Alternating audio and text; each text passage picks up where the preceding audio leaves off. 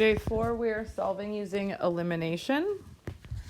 And in this way, so we've talked about graphing, and we've talked about substitution, so the third way is elimination. In elimination, you are literally trying to eliminate one of the variables so that you're solving for one. So step 1, make sure your equations are in standard form. I look at mine, and they are in standard form. Okay? You're going to add or subtract. I'm going to say that you should always add, and I'll explain that. In this one, I'm going to just add down. Okay? And it's nice because I can see right here that I have a plus 4x and a minus 4x, and those are going to give me 0 x's, and that's what I want. I want nothing there. And then I have negative 8y and positive 3y, so I'm going to have negative 5y.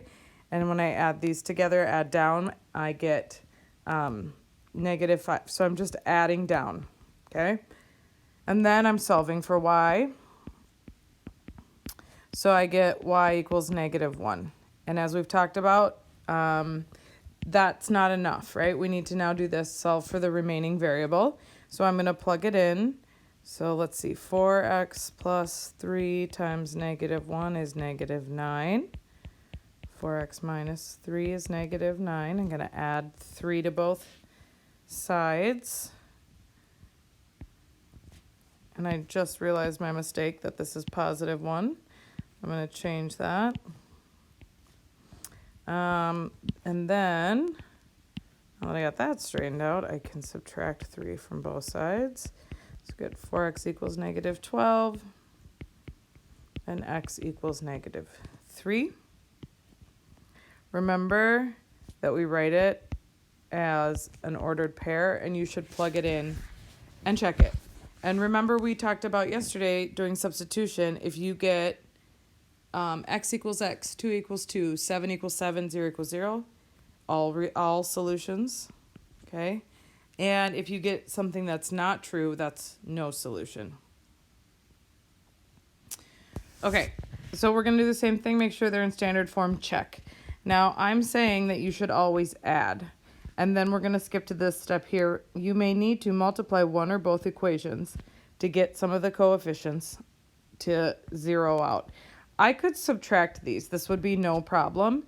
But I always forget to subtract. Like I'll subtract the first one and not the second one and not the third one. Okay, so I'm going to take this and I'm going to multiply everything times negative 1. So I have 5x plus 3y equals negative 19. And then change the sign on this. Negative 8x minus 3y equals positive 25. And the reason I did that is because I want to do that same thing where I add like terms down. And this one is going to drop out. And that's what I want. I want to eliminate one of these.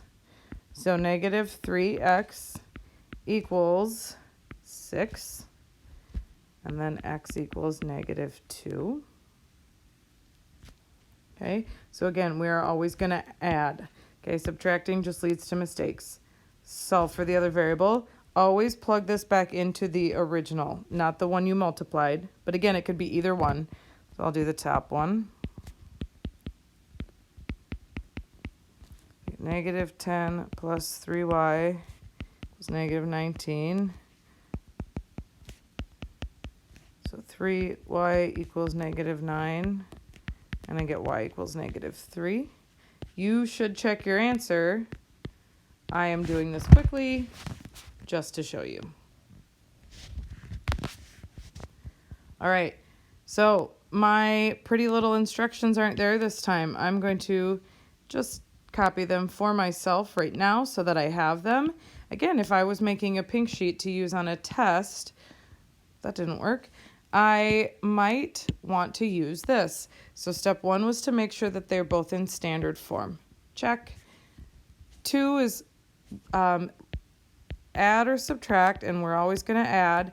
And I notice right away, I'm just rewriting them so I have more room, that my x's drop out. Okay, so that's good. So I go like this, and I have 0 x's. Uh-oh. I have 0 y's. And I have some number over here. It doesn't even matter. 83. All right, so what happened is I have nothing on the left and 83 on the right. This is false. So in this case, it is no solution. Okay, so remember when we come up with the answer of false, we get no solution.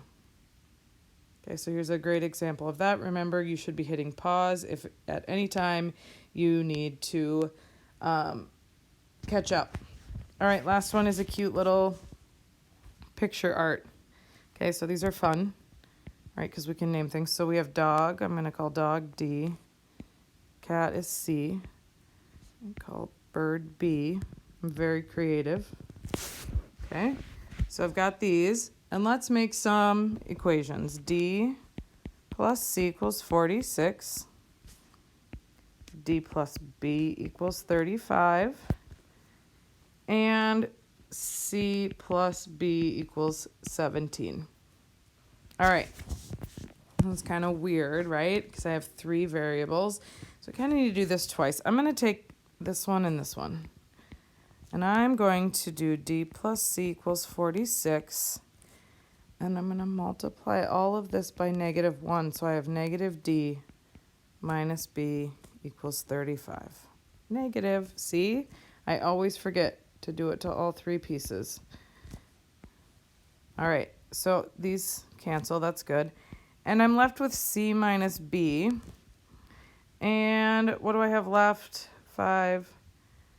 I think I have 11 left. All right. So I've got that. And then you might be wondering, like, what do I do with this? Okay, we're going to try to repeat this process again. I'm going to use this one, and I'm going to stack it with this one because I notice that I have a negative B, and I can eliminate again. And these go away. Remember, I'm adding. C plus C is 2C. Okay, so this one had a couple steps. That's a little bit crazy. But now I can solve for C. And once I have one of them, the rest come easy. Oh, I divided by C. I'm dividing by 2 to solve for C. And I get that this equals, C equals 14. So I know my cat now is 14. And that, oh, this one makes it super easy. My bird is 3, which means my dog must be 32 pounds.